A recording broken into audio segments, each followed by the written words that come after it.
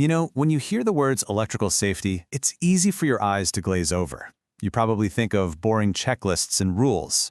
But what we're really talking about is a blueprint, a system designed for one single, critical purpose, to protect human lives. And to get why this blueprint is so crucial, we have to start with the kind of raw, incredible power we're dealing with. So let's just start with this one number, 35,000 degrees Fahrenheit. That is the temperature an arc flash can reach. Now, to put that in perspective for you, that is almost 4 times hotter than the surface of the sun. And this isn't happening millions of miles away. This is a very real, very present danger in the workplace. That searing, unimaginable heat is really at the core of what makes this so dangerous. We're dealing with a threat that's totally invisible right up until the moment it becomes unbelievably violent. So, what is an arc flash? Well, it's what happens when electricity decides to take a shortcut through the air. In that instant, it vaporizes metal components. I mean, just try to imagine a piece of copper expanding to 67,000 times its original size in a split second. What you get is a massive blast of molten metal, shrapnel, and superheated gas. It's not like an explosion, it is an explosion. And don't think for a second that this is some rare one-in-a-million event. In the US alone, every single year, we see about 30,000 non-fatal shock accidents. But we also see 1,000 deaths from electrocution. 1,000. On top of that, more than 2,000 workers end up in specialized burn centers because of arc flash incidents. These are not just numbers on a chart. These are thousands of lives and families torn apart by accidents that are almost always preventable. So that gets you thinking, right? With all that power we just talked about, how much electrical current do you think it actually takes to kill a person? Just take a second and make a guess. Okay, you got a number in your head? Well, the answer is, it's just startling. The amount of current it takes to light that tiny little 7.5-watt nightlight, that is enough to be fatal if it passes through your chest.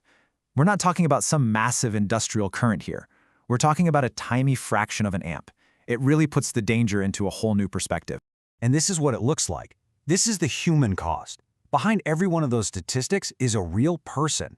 Electrocution is the 4th leading cause of death in industrial settings. And the most tragic part?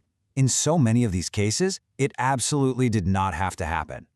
Now, the impact of one of these incidents, it doesn't just stop when the explosion is over. It creates ripples that spread out, and the cost of failure is astronomical, not just for the individual, but for the entire business. For the worker, the cost is immeasurable. You're talking about life-altering injuries, deep emotional trauma, losing your ability to work, or even losing your life. But for the business, the financial fallout is just staggering. It can easily top $1 million when you start adding up the fines, the lawsuits, and all the lost productivity. And let's be crystal clear about this next point.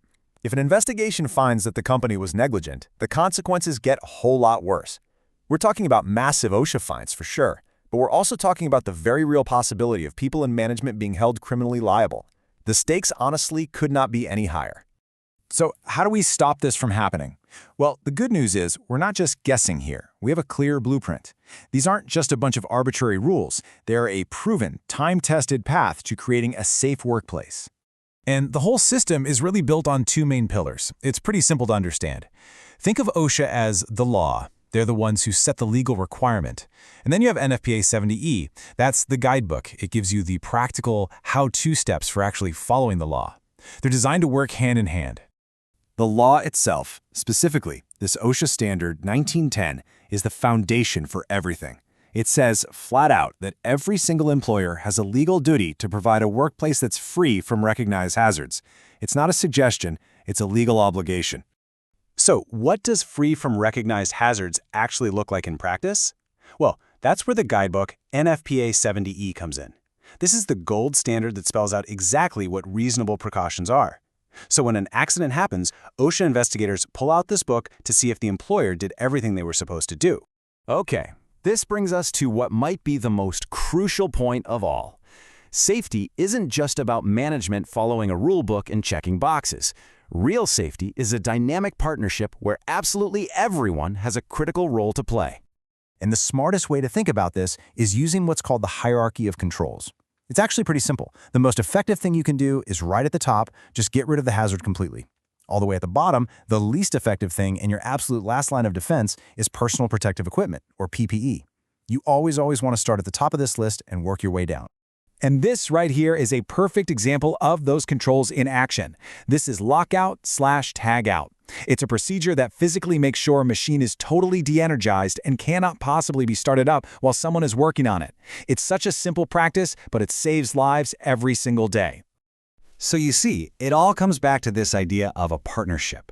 This is about a culture change, really, moving away from just top-down compliance and toward bottom-up ownership. Yes, employers have to create a solid safety program and provide all the right training and equipment, but when it comes down to it, in the heat of the moment, the person who has the biggest and most immediate impact on their own safety is the employee right there, on the ground, making the decisions. And that really brings us back to the fundamental truth of all this. It's not about the regulations, it's not about the fines, it's not about the paperwork. The core objective is just simple, practical safety that makes sure every single employee gets to go home safe at the end of every single day. And when you think about it, what could possibly be more important than that?